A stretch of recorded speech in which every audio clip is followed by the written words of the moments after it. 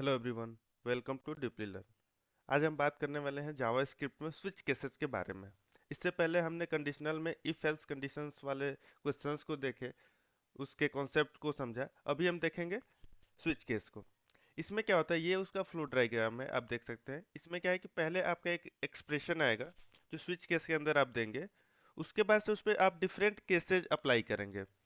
जब भी कोई केस अगर मैच करेगा, उसका वाला कोड ब्लॉक रन करेगा। फॉर एग्जांपल यहाँ पे आप देख सकते हैं, पहले हमने एक्सप्रेशन दिया, उसके बाद मैचेज केस वन। अगर केस वन मैच किया, yes, then code block execute होगा और लूप आपका बाहर निकल जाएगा। अदरवाइज अगर नो हुआ तो मैच केस टू मैच करेगा। अगर नहीं हुआ तो केस थ्री आपका होगा। अगर वो भी नहीं होता है तो इसमें एक डिफॉल्ट ब्लॉक होता है, वो जाके एग्जीक्यूट होगा। अदरवाइज जो भी केस मैच करेंगे, उस केस का कोड ब्लॉक, जो भी आपने उस ब्लॉक में कोड लिखे हैं, वो एग्जीक्यूट होगा। इसमें क्या होता है, the objective of switch statement is to give an expression to evaluate and several different statements to execute based on the value of the expression. यहाँ पे आप जो भी एक्सप्रेशन दे रहे हैं, इसकी जो वैल्यू आएगी, उसके बेसिस पे आप डिफरेंट केस लिखेंगे और उसके बेसिस पे आपका कोड एग्जीक्यूट होगा। The interpreter checks each case against the value of the expression until match is found। ये यही बोल रहा है कि ये तब तक चेक करेगा जब तक कि कोई भी एक केस मैच नहीं कर जाता। अगर कर जाएगा, then that code block will get executed, otherwise the default code block will get executed। इसके जो कीवर्ड्स हैं वो मैं आपको बता देता हूँ। इसमें पहला कीवर्ड है एक स्विच। इसका मैं एक सिंटेक्स आपको दिखाता हूँ। ये है एक स्विच। स्विच के बाद आपको क्या है कि यहाँ पे एक पैरेंथेसिस देना है। उसके बाद से इसमें आपका वेरिएबल या एक्सप्रेशन देना है। देन करली ब्रेसेज आएगा और इस करली ब्रेसेज के बीच में आपके केसेज होंगे। इसमें क्या है कि मान लीजिए इस तरह से आप लिखेंगे केस, एज इट इज लिखना है, और यहाँ पे आपकी वैल्यू। आपको जो भी लगता है कि यहाँ से रिटर्न होगा और उसके बेसिस पे आपको कुछ डिसीजन मेकिंग करना है, उसके बेसिस पे आपको कुछ कोड एग्जीक्यूट कराना है, तो वो चीज़ आप यहाँ से करेंगे। यहाँ पे आप उसकी वैल्यू देंगे। देन अगर ये मैच नहीं करता है तो सेकेंड एक्सपेक्टेड वैल्यू आप देंगे, तो ये मैच करेगा। अगर ये मैच किया तो केस टू वाला बॉडी इसका एग्जीक्यूट होगा। अदरवाइज इस तरह से आप करते करते मल्टीपल केसेज इसमें दे सकते हैं। अगर कोई भी केस एग्जीक्यूट नहीं होता है तो उस केस में आपका डिफॉल्ट वाला कोड एग्जीक्यूट होगा और डिफॉल्ट के अंदर आपने जो भी कोड लिख रखे हैं वो एग्जीक्यूट होगा। यहाँ पे आप देख सकते हैं switch expression is evaluated once. यहाँ पे ये जो एक्सप्रेशन है बस एक बार इवेल्युएट होगा और उसका जो भी आउटपुट आएगा उसके बाद से ये सारे केसेस पे ये चेक करेगा। The value of expression is compared with value of each cases.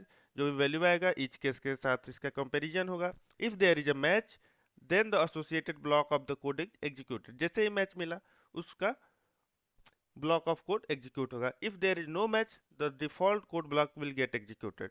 अगर कोई भी इसमें से केस आपका मैच नहीं किया, जितने भी आपने लाइक 5-10 केसेस दे रखे हैं, कोई भी मैच नहीं किया, तो आपका डिफॉल्ट वाला कोड ब्लॉक एग्जीक्यूट होगा। तो ये है हमारा स्विच केस और ये था इसका सिंटेक्स। अभी हम इस पे कुछ एग्जांपल्स देखते हैं तो आपको ज़्यादा क्लियरिटी आएगी स्विच केस के बारे में। तो हम पहला एग्जांपल देखते हैं, बेसिक सा है। इसमें क्या है कि हमने एक वेरिएबल क्रिएट किया है, उसकी वैल्यू हमने दी है 2, और इसमें स्विच केस लिख रहे हैं। और स्विच केस के अंदर यहाँ पे वेरिएबल आप दे सकते हैं और यहाँ पे हम डायरेक्ट टू भी लिख सकते थे। दोनों सेम वे में वर्क करेगा, बट अभी हमने एक वेरिएबल दिया है और इसमें हम अपने वेरिएबल को पास कर रहे हैं और यहाँ पे हमने लिखा है केस वन। अगर हमें वैल्यू 1 मिलती है, लाइक यहाँ से जो भी एक्सप्रेशन हमारा इवेल्युएट होगा और इसका वैल्यू अगर 1 होता है, तो a इक्वल्स टू 1। यानी कि a में, या पहले 2 था, a में ये स्टोर कर दो 1 स्ट्रिंग फॉर्मेट में। Then break.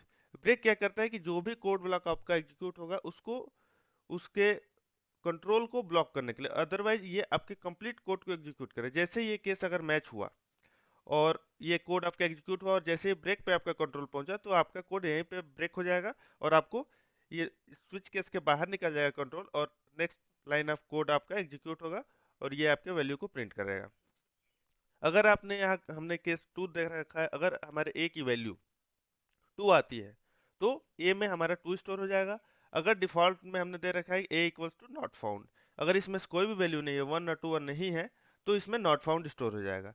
अभी इसको हम रन करते हैं। देखिए, आप रन करने के लिए यहाँ से जाइए, टर्मिनल ओपन करिए। टर्मिनल जैसे ही ओपन करेंगे आपका पावर सेल ओपन होगा। पावर सेल में एग्जीक्यूट करने के लिए पहले आपको नोड.जेएस इंस्टॉल करना होगा। ये मैंने अपने पिछले वीडियो में नोड.जेएस को कैसे इंस्टॉल कर सकते हैं विंडोज पे, इसका मैंने वीडियो बनाया है, उसका लिंक डिस्क्रिप्शन में आप देख सकते हैं। तो यहाँ पे आपको लिखना होगा नोड, देन आपका स्विच, आपका फाइल नेम switch1.js। यहाँ पे आप देख सकते हैं द वैल्यू इज 2। आपको अगर यहाँ पे आपको देखने में थोड़ा सा वियर्ड सा लग रहा होगा, बहुत ज़्यादा इसमें लिख के आ रहा है, तो आप यहाँ से अपना WSS सेलेक्ट कर सकते हैं, उबंटू सेलेक्ट कर सकते हैं, जो कि थोड़ा सा लुक वाइज बेटर दिखेगा। इसके लिए इसमें भी आपको नोड.जेएस इंस्टॉल होना चाहिए। इसका भी हमने वीडियो बना रखा है कि नोड.जेएस को हम उबंटू पे कैसे इंस्टॉल करते हैं, आप लिंक में जाके चेक कर सकते हैं, आप डिस्क्रिप्शन में लिंक उसका देख सकते हैं। तो इसमें क्या करना होगा, नोड लिखना है आपको, switch1.js, ये हमारा फाइल नेम है। यहाँ पे आप देख सकते हैं द वैल्यू इज 2, यानी कि जब हमने a की वैल्यू 2 दे रखी है तो हमारा यहाँ पे a की वैल्यू 2 आई होगी, वो आगे पहले 1 से मैच किया, 1 से नहीं मैच किया, देन नेक्स्ट लाइन में गया 2। अभी मान लीजिए इसका वैल्यू मैं 1 देता हूँ, इसको मैंने सेव किया और इसको हम फिर से रन करते हैं। अभी देखिए द वैल्यू इज 1, यहाँ पे a में 1 स्टोर हो गया और यहाँ पे हम प्रिंट कर रहे हैं द वैल्यू इज, और ये हमारा वेरिएबल है। तो इस तरह से आप देख सकते हैं कि वैल्यू इज ए। मान लीजिए हमने 1 और 2 दोनों में से कुछ नहीं दे रखा है, मान लीजिए हमने 5 दे दिया, तो इस केस में क्या होगा, इस केस में हमारा डिफॉल्ट ब्लॉक एग्जीक्यूट होगा। अभी हम इसको रन कर सकते हैं, आप देख सकते हैं the value is not found, यानी इस केस में हमारा डायरेक्ट डिफॉल्ट ब्लॉक एग्जीक्यूट हुआ, बीच के कोई भी केसेज हमारे मैच नहीं किए, तो हमारा नॉट फाउंड प्रिंट होके आ गया। ये था हमारा बेसिक सा एक स्विच केस का एग्जाम्पल। इससे आपको बेसिक अंडरस्टैंडिंग मिली होगी कि स्विच केस कैसे वर्क करता है। अभी एक दूसरा एग्जाम्पल देखते हैं। ये हमारा दूसरा एग्जाम्पल, मान लीजिए कि आपको एक सिंपल कैलकुलेटर बनाना है। आपको पता है सिंपल कैलकुलेटर में क्या होगा, addition, subtraction, multiplication and division. इसमें क्या किया, हमने कुछ वेरिएबल्स क्रिएट कर लिए, लाइक रिजल्ट स्टोर करने के लिए। ऑपरेटर हमने क्रिएट किया है वेरिएबल, ऑपरेटर स्टोर करने के लिए। आप चाहें तो हम यूजर से भी इनपुट ले सकते हैं, बट यूजर से कैसे इनपुट लेते हैं वो हम किसी और वीडियो में देखेंगे। बट फिलहाल आप यहाँ समझ लीजिए कि हम अपने कोड में ही लिखेंगे। लाइक हमें एडिशन करना है तो यहाँ पे हम प्लस साइन दे देंगे, मल्टीप्लिकेशन करना है तो स्टार साइन दे देंगे, सब्सट्रैक्शन करना है तो माइनस साइन दे देंगे, डिवीजन करना है तो डिवीजन का साइन दे देंगे। तो अभी मान लीजिए हम प्लस लेके चल रहे हैं, तो हमने यहाँ पे अपना ऑपरेटर दे दिया प्लस। नंबर 1 हमने दे दिया कि हमारा नंबर 1 जो है 12 है, एंड सेकेंड नंबर हमारा 8 है, और यहाँ पे हमने स्विच केस लगाया। अब स्विच में क्या किया है हमने, स्विच में हमने लिखा है ऑपरेटर, यानी कि ऑपरेटर की जो भी वैल्यू आपने दे रखी है लाइक प्लस, वो पहले यहाँ आएगा। उसके बाद से हमने चारों केस लगा रखे हैं, केस प्लस हो गया, माइनस हो गया, मल्टीप्लिकेशन हो गया एंड डिवीजन हो गया। और इसके बेसिस पे जैसे पहला आया तो हमें पता है प्लस है, तो हम रिजल्ट में क्या कर रहे हैं, नंबर 1 प्लस नंबर 2 को प्रिंट कर दे रहे हैं, और यहाँ पे हम कंसोल डॉट लॉग कर दे रहे हैं, और इसी को हम दिखा दे रहे हैं कि number 1 plus number 2 equals to हमारा क्या रिजल्ट आएगा। इस तरह से भी हम वेरिएबल्स को प्रिंट करते हैं, इसको बोलते हैं बैक टिक।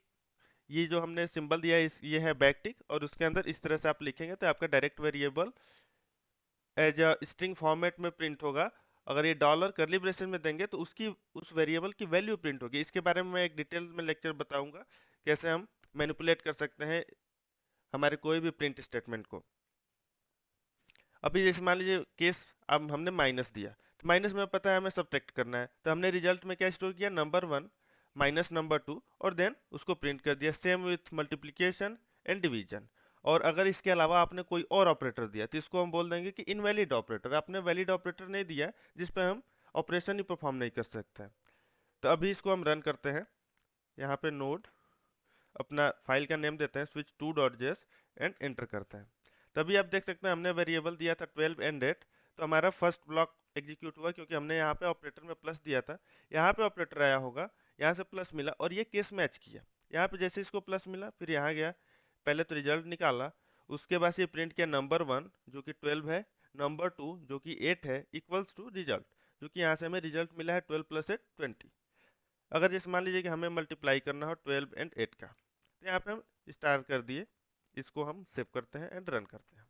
तभी आप देख सकते हैं 12 स्टार 8 इक्वल्स टू 96, यानी 12 इंटू 8 96 आपका रिजल्ट आ गया। जैसे मान लीजिए हमें इसको सब्ट्रैक्ट करना है तो आप माइनस ऑप्शन दे दीजिए, तो 12 माइनस 8 4। सेम विथ आपको अगर डिवाइड करना है तो 1.5, 12 अपॉन 8 1.5।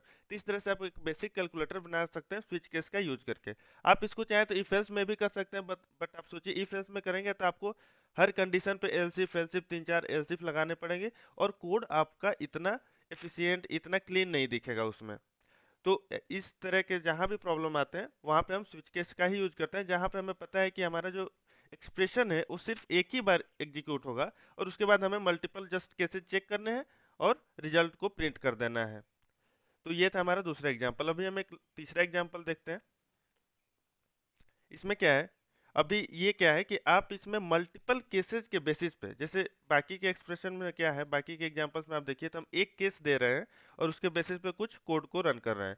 हमने एक केस दिया, उसके बाद कुछ कोड को रन किया, तो इस तरह से आप कर रहे हैं। लेकिन अब एक ऐसा भी आप कर सकते हैं कि आप मल्टीपल केस दें और उसके बेसिस पे आप जस्ट एक रिजल्ट को प्रिंट करें।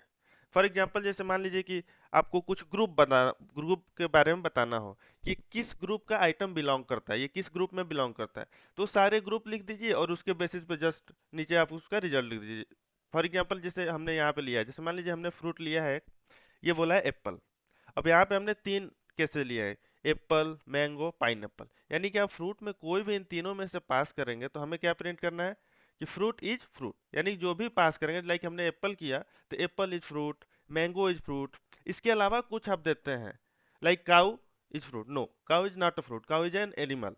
तो इस तरह से आप प्रिंट कर सकते हैं, मल्टीपल केसेस के बेसिस पे आप एक रिजल्ट देंगे। इसको मैं रन करके आपको दिखाता हूँ। आप यहाँ जाइए स्विच 3, हमारा ये फाइल नेम है। अभी आप देख सकते हैं एप्पल इज फ्रूट। हमने यहाँ पे मल्टीपल कंडीशन लिखा, बीच में आपको कोई भी स्पेस कुछ नहीं देना है, केस आपको 1 बाई 1 केसेस लिखने हैं और उसके बेसिस पे लास्ट में आपको लास्ट वाले केस के बाद से आपको रिजल्ट देना है। आप यहाँ पे चाहें तो कुछ और भी केस लिख सकते हैं, जैसे मान लीजिए केस गुआवा, और इसके बाद से हम ऐसे कर सकते हैं। अब इसमें से ये भी आ गया फ्रूट के कैटेगरी में। अब जैसे मान लीजिए मैंने यहाँ पे मैंगो दिया, इसको प्रिंट किया, mango is a fruit. But अब मान लीजिए मैंने कुछ और दिया, जैसे मान लीजिए XYZ दिया, ऐसे करके, जो कि हमारा इन केसेज में बिलोंग नहीं करता है। तो इस केस में क्या होगा, XYZ is not a fruit. तो उस केस में हमने डिफॉल्ट केस दे रखा है, हमारा डिफॉल्ट वाला ब्लॉक आके एग्जीक्यूट हो गया। तो इस तरह से आप स्विच केसेस का यूज कर सकते हैं, और ये था हमारा बेसिक स्विच केस। तो इस वीडियो में फिलहाल के लिए इतना ही।